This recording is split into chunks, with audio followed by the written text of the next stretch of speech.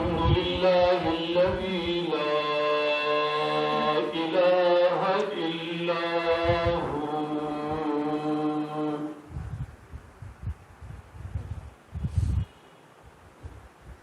عليه توكلت وهو رب العرش العظيم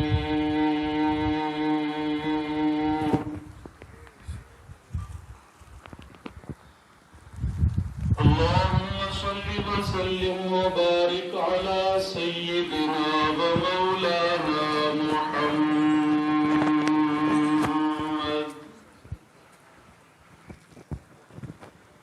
وعلى آله وصحبه كما تحب وترضى عدد ما تحب وترضى. یہ ادھر میز پر رکھ دو صرف. أما بعد فأعوذ بالله من الشيطان الرجيم. بسم الله الرحمن الرحيم.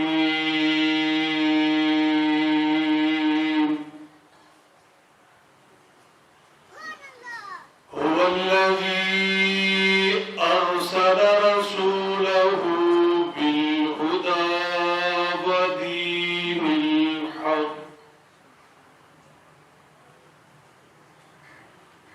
ودين الحق ليظهره على الدين كله وكفى بالله شهيدا.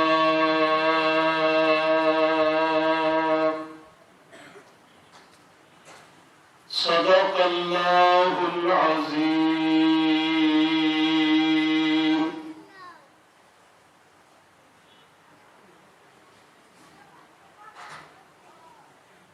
غریب و سادہ و رنگین ہے داستان حرم.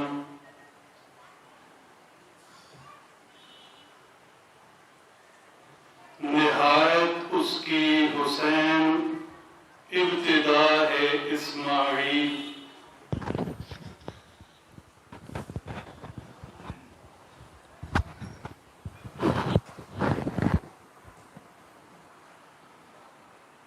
میرے محترم دوستو،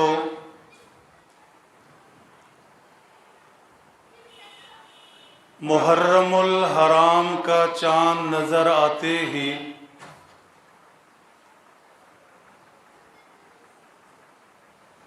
ذکر حسین کا موسم شروع ہو جاتا ہے.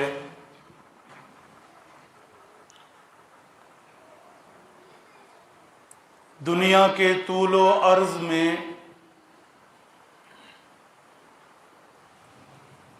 نواسہ رسول، جگر گوشہ بطول،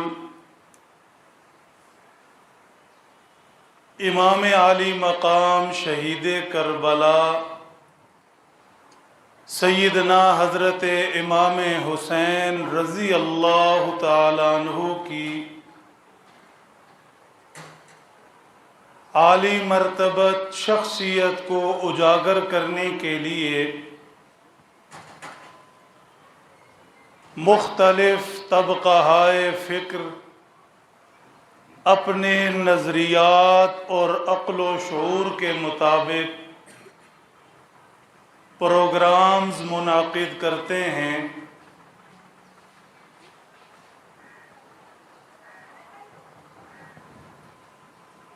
نظریات اور طریقوں کے اختلاف کو، صحیح اور غلط کی چھان پھٹک کو کسی اور وقت کے لیے اٹھا رکھتے ہیں.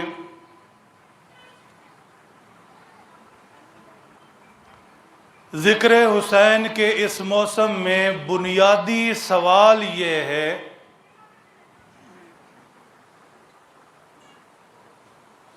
ہر سال محرم آتا ہے، گزر جاتا ہے، لیکن ہماری نجی اور اجتماعی زندگی میں کسی قسم کا کوئی رنگ چھوڑ کر نہیں جاتا، ذرہ بھر بھی کوئی تبدیلی نہیں آتی۔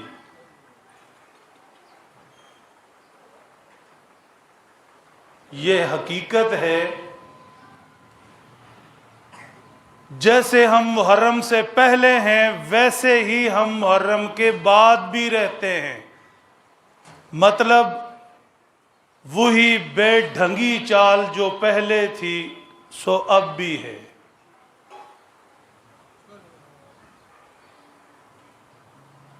وجہ اس کی یہ ہے، ہم فضائل سیدنا حضرت امام حسین رضی اللہ تعالیٰ عنہ پر زور دیتے ہیں، اور دوسرا طبقہ آہو بکا میں مصروف رہتا ہے۔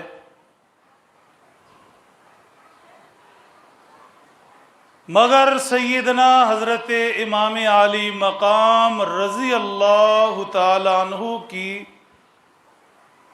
مبارک زندگی سے جو چیزیں سیکھنی چاہیے، اپنانی چاہیے، انہیں سامنے رکھتے ہوئے خود کو بدلنا چاہیے، اس کی فکر اور اس کے لیے کوشش نہیں کی جاتی۔ ضرورت اس چیز کی ہے، حضرت امام علی مقام رضی اللہ تعالی عنہ کی حیات طیبہ کے مختلف گوشوں پر غور کیا جائے، آپ کی سیرت طیبہ کے عنوانات قائم کیے جائیں، ہر طبقہ اپنی جگہ انصاف سے سوچے، میں اور میرے نظریات، میں اور میری عملی زندگی کس قدر امام علی مقام سے میل کھاتی ہے، اور کہاں پر میں اپنے نظریے میں یا عمل میں حضرت امام علی مقام سے ہٹ کر ہوں۔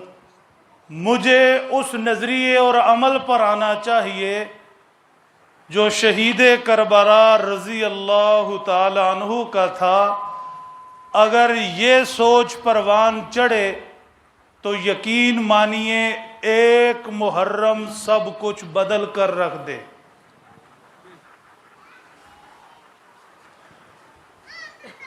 وقت چونکہ مختصر ہے،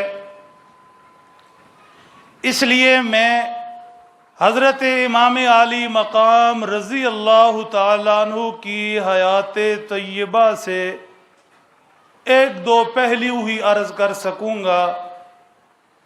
شرط یہ ہے کہ آپ توجہ فرمائیں۔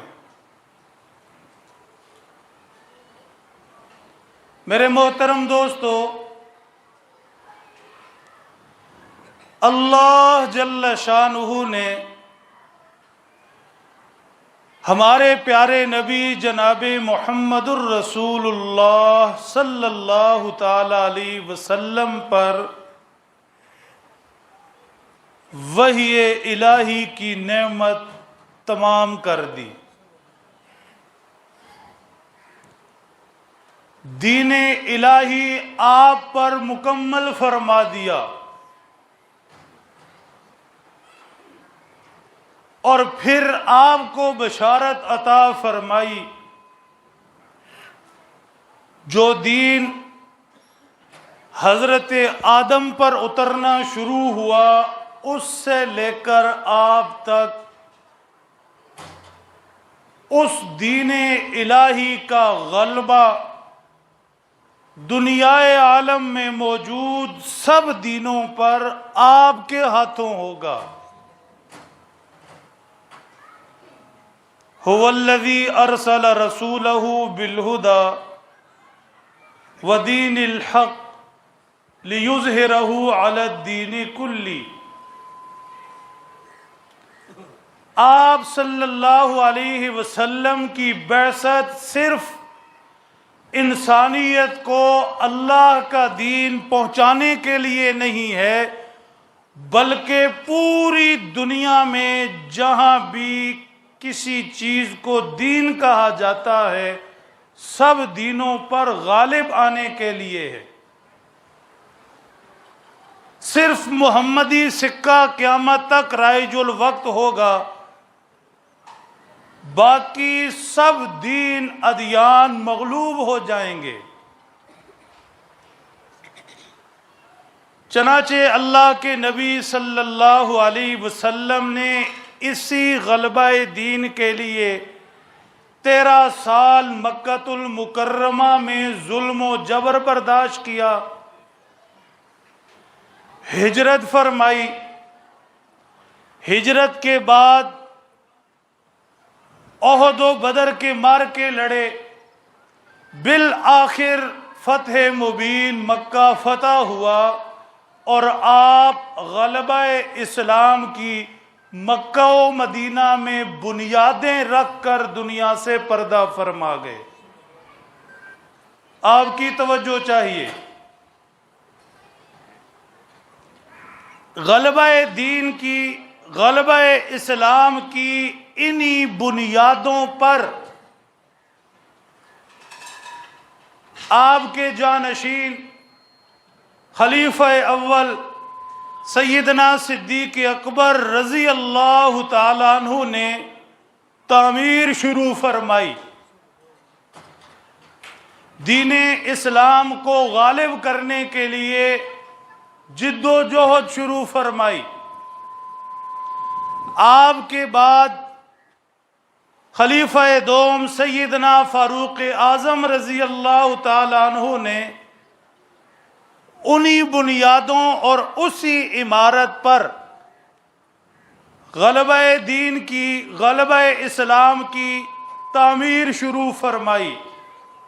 توجہ، آپ کے بعد انہی بنیادوں پر خلیفہ سوم سیدنا حضرت عثمان رضی اللہ تعالی عنہ نے غلبہ اسلام کی تعمیر شروع فرمائی۔ ان کے بعد انہی بنیادوں پر خلیفہ چہارم شیر خدا سیدنا حضرت علی المرتضیٰ رضی اللہ تعالی عنہ نے غلبہ دین کی عمارت تعمیر کرنی شروع فرمائی۔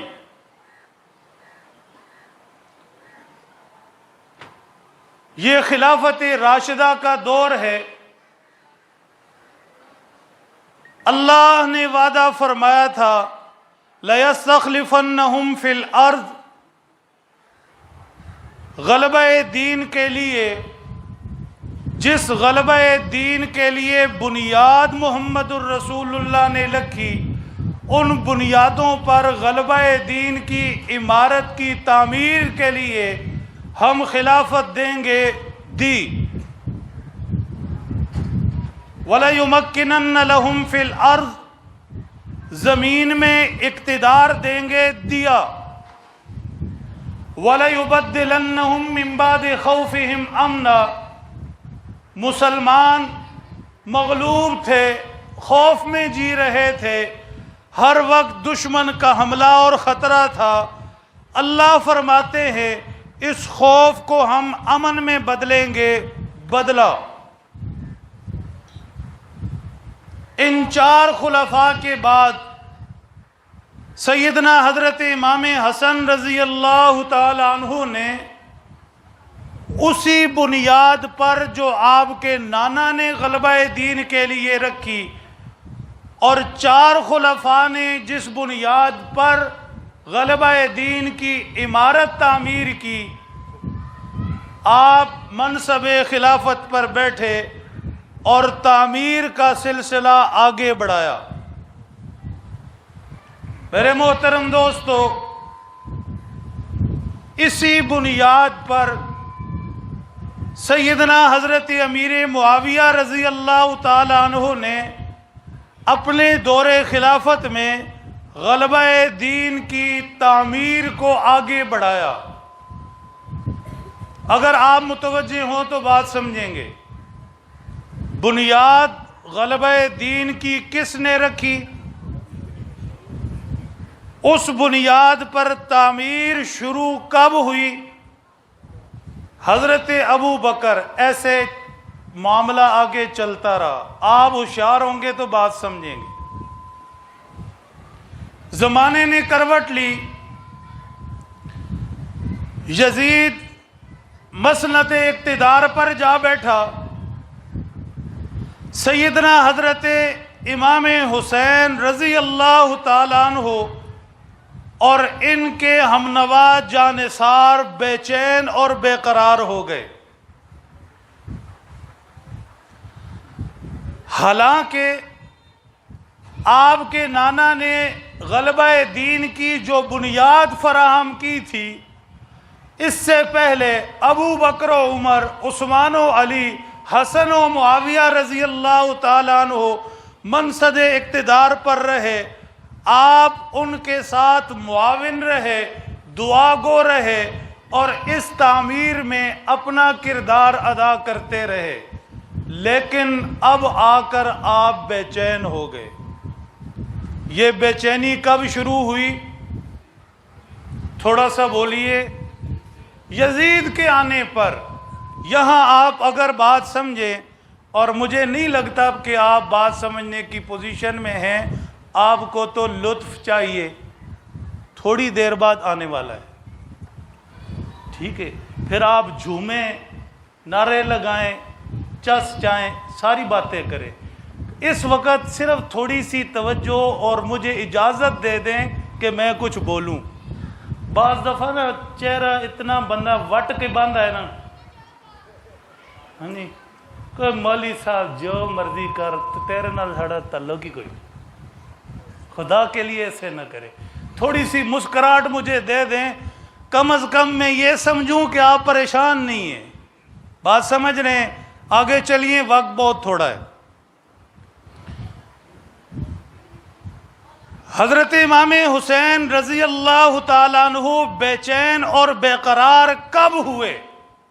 اس سے کسی کو انکار نہیں، کسی طبقے کو انکار نہیں، کیونکہ حقیقت 2+2=4 کی طرح واضح ہے.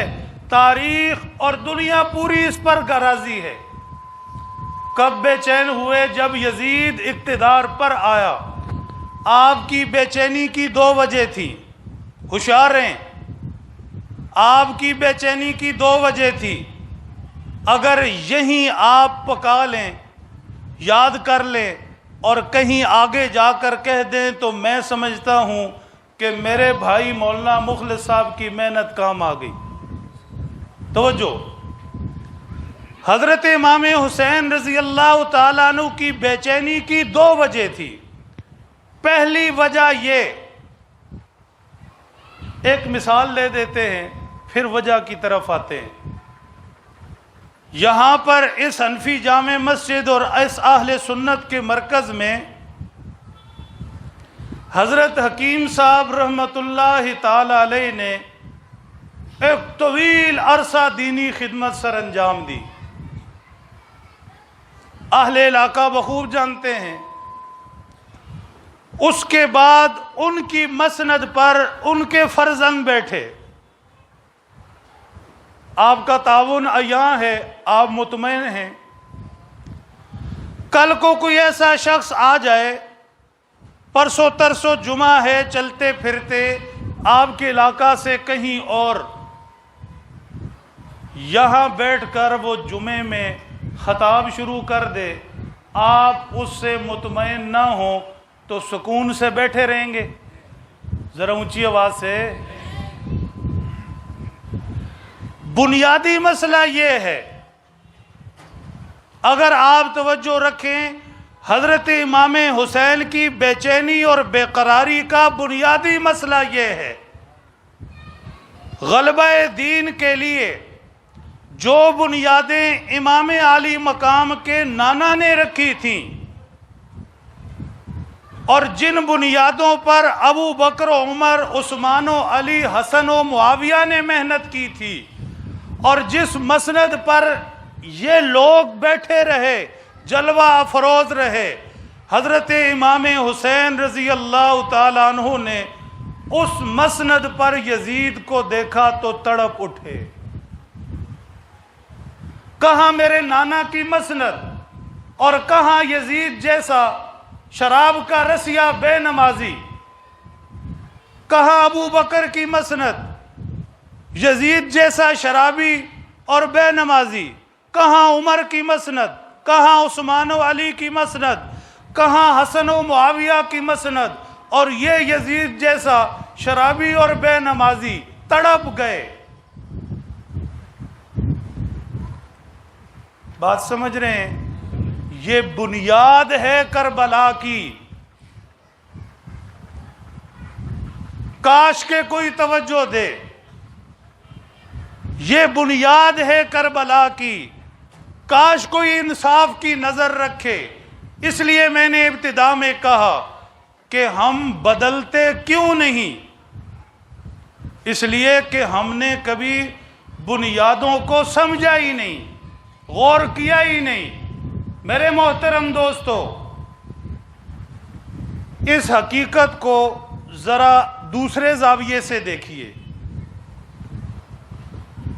حضرت امام علی مقام نے یزید کو جواب دے دیا، انکار کر دیا، میں نہیں مانتا کہہ دیا۔ دوسرے لفظوں میں حضرت امام علی مقام کا یزید کو انکار ابو بکر کو اقرار تھا، یزید کو انکار عمر کا اقرار تھا، یزید کو انکار عثمان کا اقرار تھا، یزید کو انکار علی کا اقرار تھا، یزید کو انکار حسن و معاویہ کو اقرار تھا کہ میں اس منصب پر، اس مسند پر غلبہ دین کی تعمیر کے لیے اس کوششوں میں یزید کو نہیں مانتا، پہلوں کو مانتا ہوں۔ یزید سے انکار پہلوں کا اقرار ہے۔ دوسری چیز، اگر آپ متوجہ ہوں اور بات سمجھیں، کربلا کیوں برپا ہوا؟ حضرت امام علی مقام رضی اللہ تعالیٰ عنہ نے یزید کی طرف دیکھا تو اس پر دو چار بنیادی قسم کے اعتراض تھے، جن میں سے مضبوط اعتراض تھا یزید کا بے نمازی ہونا۔ توجہ، مضبوط اعتراض تھا یزید کا بے نمازی ہونا۔ اگر میں اور آپ غور کریں تو بے نمازی ہونا یہ یزید کی عادت تھی۔ امام علی مقام سمجھتے تھے کہ اس نے غلبہ دین خاک کرنا ہے جو نماز تک نہیں پڑھتا۔ یہ مسند غلبہ دین کے لیے ہے، یہ خلافت، یہ امارت، یہ اقتدار غلبہ دین کے لیے ہے، پرچم اسلام کی سربلندی کے لیے ہے، یہ سیاست برائے سیاست نہیں ہے۔ امام علی مقام سمجھتے تھے اس منصب پر وہ بیٹھے جو غلبہ دین کا ذریعہ بنے۔ بے نمازی غلبہ دین کا ذریعہ نہیں بن سکتا۔ میرے محترم دوستو، محرم سے پہلے بھی ہم بے نمازی رہے، محرم کے بعد بھی ہم بے نمازی رہے، تو سمجھو محرم ذکر حسین کے موسم نے ہمیں کچھ نہیں دیا۔ اگر آپ متوجہ ہیں اور میری بات سمجھ رہے ہیں، وقت سرک بھی رہا ہے، سمٹ بھی رہا ہے۔ میں چند چیزیں اپنی اور آپ کی توجہ کے لیے عرض کر رہا ہوں۔ شہید کربلا حضرت امام حسین رضی اللہ تعالیٰ عنہ یزید کو انکار کرتے ہوئے، اس مسند کے لیے نااہل سمجھتے ہوئے کربلا کی طرف چل پڑتے ہیں۔ رستے میں ایک شاعر ملتا ہے، فرزدق، امام علی مقام نے پوچھا بتاؤ کیا حالات کوفہ کے؟ اس نے مختصر اور ٹو دا پوائنٹ بات کی، میں یہ چاہوں گا کہ آپ اسے کہیں سنبھال لیں، بڑی کام آئے گی۔ شروع میں دکھڑا عرض کیا ہم سیکھتے نہیں۔ فرزدق نے کہا امام علی مقام جس طرف آپ جا رہے ہیں، جس طرف آپ جا رہے ہیں ان کی زبانیں آپ کے ساتھ ہیں، تلواریں یزید کے ساتھ ہیں۔ زبانیں آپ کے ساتھ ہیں، تلواریں یزید کے ساتھ ہیں۔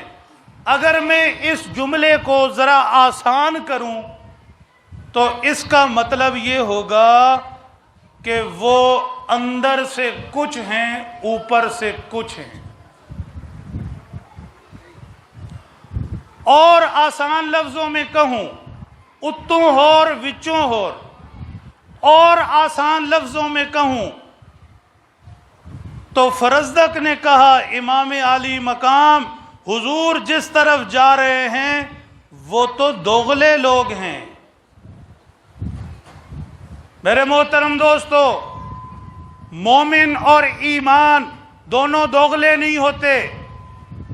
کیا پڑھایا تھا بچپن میں حضرت حکیم صاحب نے بوڑھوں کو اور جوانوں کو؟ برادرم نے ایمان کسے کہتے ہیں؟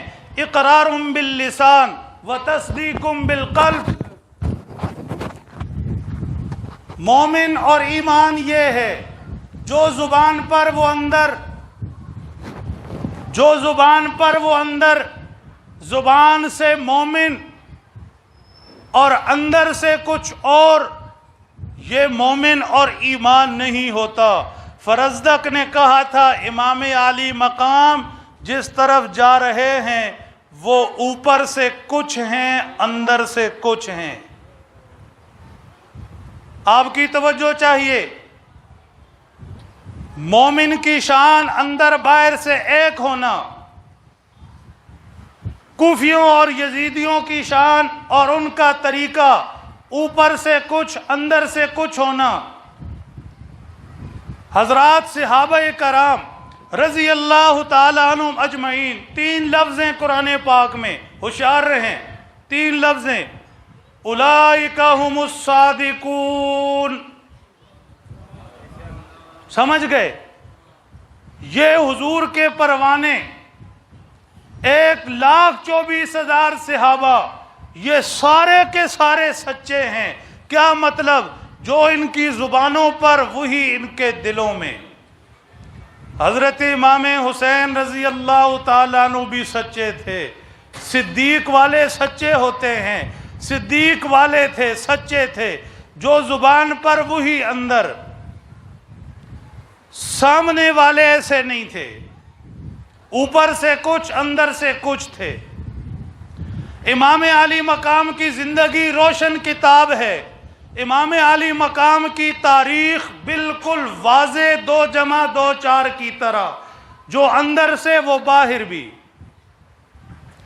ابو بکر کو زبان سے بھی مانا اور دل سے بھی، عمر کو زبان سے بھی مانا اور دل سے بھی، عثمان کو زبان سے بھی مانا اور دل سے بھی، علی و حسن تو تھے ہی اپنے، سیدنا معاویہ رضی اللہ عنہ کو زبان سے بھی مانا اور دل سے بھی۔ اس لیے آہو بکار میں مصروف طبقے سے گزارش یہ ہے، خدا کے لیے حضرت امام حسین رضی اللہ تعالیٰ عنہ کی روشن تاریخ پر انصاف سے نظر ڈالیے۔ وہ اندر باہر سے ایک تھے، اوپر سے کچھ اندر سے کچھ، ان کے سامنے یزیدی لوگ تھے۔ جب آپ سے پوچھا جائے کہ یزید سے انکار ہے تو ابو بکر کا اقرار کیوں؟ یزید سے انکار ہے تو عمر کا اقرار کیوں؟ یزید کا انکار ہے تو عثمان اور معاویہ کا اقرار کیوں؟ تو جواب میں سوائے اس کے کوئی چیز نہیں نکلتی کہ حضرت علی نے بھی اور حضرت حسین نے بھی تقیہ کیے رکھا۔ ہوشیار رہیں، بات سمجھیں۔ تقیہ کسے کہتے ہیں؟ پوری گہرائی سے سمجھیں گے تو سنا بھی سکیں گے۔ تقیہ کہتے ہیں بات چھپانے کو۔ ہم نے کیا کہنا ہے تقیے کو؟ ہمارے مذہب میں تقیہ نہیں۔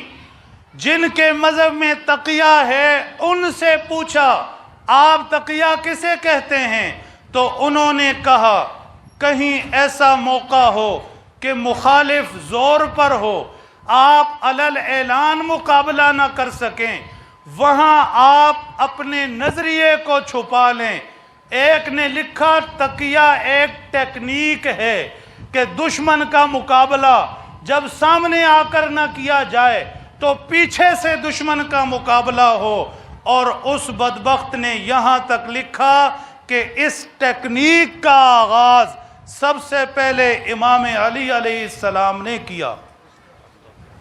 ہوشیار رہیے گا، امام علی مقام کا رخ ہے کربلا کی طرف۔ حالات پوچھے تو دشمنوں کے حالات کیا پتا چلے؟ فرزدق نے کیا کہا تھا کہ وہ اندر سے کچھ ہیں، باہر سے کچھ ہیں، اور یہاں پر ایسی ٹیکنیک ایجاد کی جا رہی ہے کہ مخالف کا سامنا دو بدو نہ ہو سکے تو اندر سے کریں۔ یہ بھی تو وہی چیز ہوئی۔ آپ کی توجہ چاہیے، اگر یہ ٹیکنیک اتنی ہی معتبر ہے تو پھر سچ اور صداقت کہاں گئی؟ پھر حق کے لیے ڈٹنا اور کٹنا مرنا کہاں گیا؟ پھر حضرت علی المرتضی رضی اللہ تعالیٰ عنہ کی جرأت و بہادری، حضرت علی المرتضی رضی اللہ تعالیٰ عنہ جنہیں شیر خدا فاتح خیبر کہا گیا، ان کی دلیری، جرأت، ہمت، استقامت وہ کہاں ہوئی؟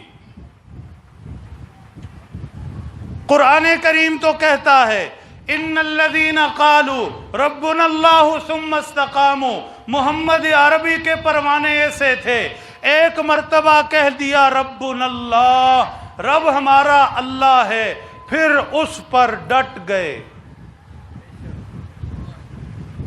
مرد تو مرد ہیں، ایک خاتون صحابیہ جنہیں حضرت سمیہ کہا جاتا ہے، ابو جہل بدبخت ان کی دونوں ٹانگیں رسیوں سے باندھ کر اونٹوں سے جوڑ دیتا ہے، مخالف سمت میں اونٹ دوڑا دیتا ہے۔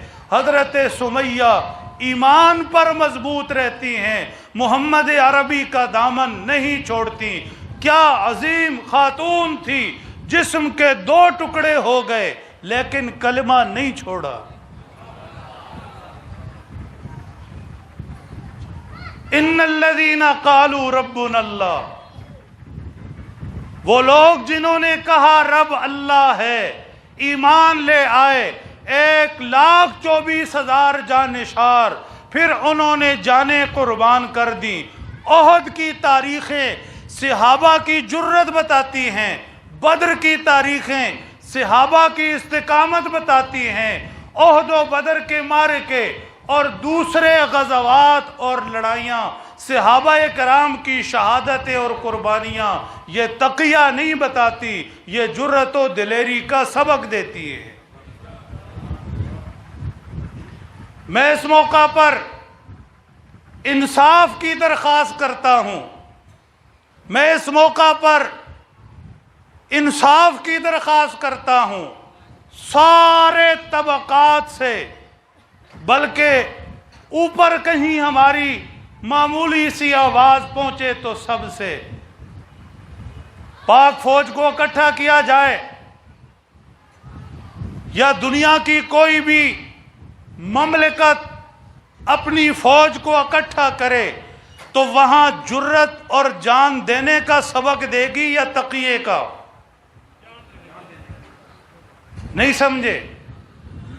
فوج سے کمانڈر ان چیف کیا کہے گا کہ اگر تمہارا انڈیا سے آمنا سامنا ہو جائے تو تم اپنی جان سے گزر جانا، یا یہ کہے گا کہ میاں جان بڑی پیاری چیز ہے، اگر کہیں پھنس جاؤ تو ان سے کہہ دینا کہ ہم بھی تمہارے ساتھ ہیں، اور اپنی جان بچانا بتائیے۔ اس لیے میں عرض کر رہا ہوں، میں تو انصاف مانگتا ہوں۔ حضرت امام علی مقام کی حیات طیبہ کا کوئی ایک گوشہ لے لیا جائے، انصاف کی نظر رکھی جائے، درخواست کی جائے، بار بار متوجہ کیا جائے، کیا قوم کو درس دے رہے ہیں؟ ایک طرف تقیے کو نہیں چھوڑتے اور دوسری طرف امام علی مقام کی قربانیوں کا تذکرہ کہ انہوں نے ظلم کے خلاف ڈٹ گئے اور جان دے دی۔ میاں تم تو تقیے والے ہو، جرأت و دلیری تو آپ کا کام ہی نہیں۔ جب حسین کے والد نے تقیہ کیا، ابو بکر کو مانا، عمر کو مانا، عثمان کو مانا، حسن و معاویہ کو مانا، تو آپ یہاں کس جرأت کی بات کر رہے ہیں؟ بہرحال میں پھر عرض کرتا ہوں، یہ باتیں انصاف پسندوں کے لیے ہے، نظریہ ان کا کوئی بھی ہو۔ امام علی مقام کربلا کے میدان میں داد شجاعت دیتے ہوئے شہید ہو گئے، اور قوم کے نام پیغام وہی چھوڑا جو نانا نے جاتے ہوئے چھوڑا تھا۔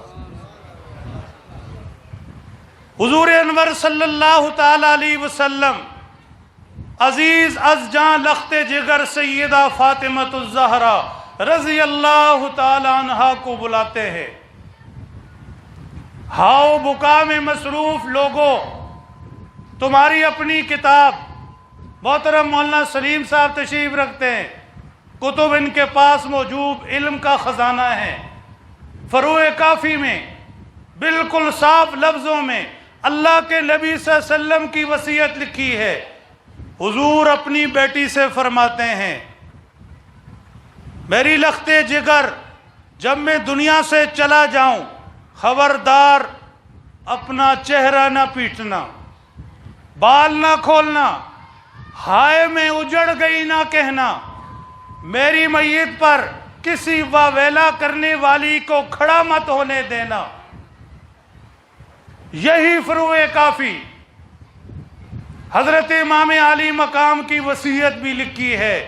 اپنی بہن سیدہ زینب سے کہتے ہیں، اے میری عزیز از جان بہن، جب میں آل جفا کے ہاتھوں، اہل جفا کے ہاتھوں عالم بقا کی طرف جانے لگوں، دنیا سے رخصت ہو جاؤں، تو خبردار اپنے بال نہ کھولنا، اپنے چہرے کو مت چھیلنا، کسی بھی ہائے وائے والی کو، ماتم والی کو میری میت پر کھڑے نہ ہونے دینا۔ میں انصاف مانگتا ہوں، اس لیے ابتدا میں ہی ذکر کر دیا، اگر محرم میں ذکر حسین کا موسم جیسے آئے ویسے ہی گزر جائے تو بات نہیں۔ ہاں اگر امام علی مقام کی سیرت پر، حیات طیبہ کے مختلف گوشوں پر انصاف کی نظر ڈالی جائے اور پھر اپنے نظریات کو، اپنے اعمال کو چیک کیا جائے، تو میں یہ سمجھتا ہوں کہ ایک محرم اور ایک محرم میں ذکر حسین کا موسم ساری فضا بدل سکتا ہے۔ تمہاری اپنی کتاب کے مطابق امام علی مقام امت کو صبر دے کر گئے ہیں، اس لیے بھی صبر دے کر گئے ہیں، امام علی مقام قرآن مانتے تھے۔ امام علی مقام بولیے ذرا، قرآن مانتے بھی تھے اور جانتے بھی تھے۔ ہاں اگر کہیں ماننے میں کوئی رولا ہو یا جاننے میں کوئی رولا ہو، پھر یہ بات سمجھ نہیں آئے گی۔ کیسے؟ امام علی مقام قرآن پاک میں بار بار پڑھتے تھے، مانتے بھی تھے، جانتے بھی تھے، اس لیے جب بار بار پڑھتے تھے، ان اللہ یحب الصابرین، اللہ صبر کرنے والوں سے محبت کرتے ہیں۔ امام علی مقام جب بار بار پڑھتے تھے، قرآن مانتے بھی تھے، جانتے بھی تھے، جب بار بار پڑھتے تھے ان اللہ مع الصابرین، اللہ کی محبت صبر والوں کو، اللہ کا ساتھ صبر والوں کے ساتھ، تو پھر کیسے ممکن ہے امام علی مقام صبر کے خلاف کوئی وصیت کرتے؟ اب ہم یہ پوچھنے میں حق بجانب ہیں کہ اگر آپ کو صبر سمجھ نہیں آتا، امام علی مقام کی وصیت نصیحت سمجھ نہیں آتی، تو ہم یہ کہنے میں حق بجانب ہوں گے کہ یا تو آپ قرآن کو مانتے نہیں اور یا آپ قرآن کو جانتے نہیں۔ میرے سنی دوستو، کاش یہ 4 لفظ ہی آپ پکا لو، میں سمجھتا ہوں میرے بھائی کی محنت کام آ جائے۔ ذرا بلند آواز سے تلاوت کرو، وقت ختم ہوا۔ ان اللہ یحب الصابرین۔ ایسے مزہ نہیں آئے گا۔ مخلص صاحب کی کبھی میری کال ان سے ملتی ہے، یہ بچوں کو پڑھا رہے ہوتے ہیں، ایک ایک لفظ اس طرح ہی پڑھ لیں۔ ان اللہ یحب الصابرین، ان اللہ یحب الصابرین، ان اللہ مع الصابرین، ان اللہ مع الصابرین۔ بس یہی یاد ہو جائے تو بڑی بات ہے۔ کہیں چلتے پھرتے سناتے جائیں، تلاوت کرتے جائیں۔ تلاوت کا اجر اپنی جگہ پر، عقیدے کا اظہار اپنی جگہ پر، تبلیغ اپنی جگہ پر۔ اتنا ہی وقت تھا، اللہ سمجھ دیں، عمل کی توفیق بخشے۔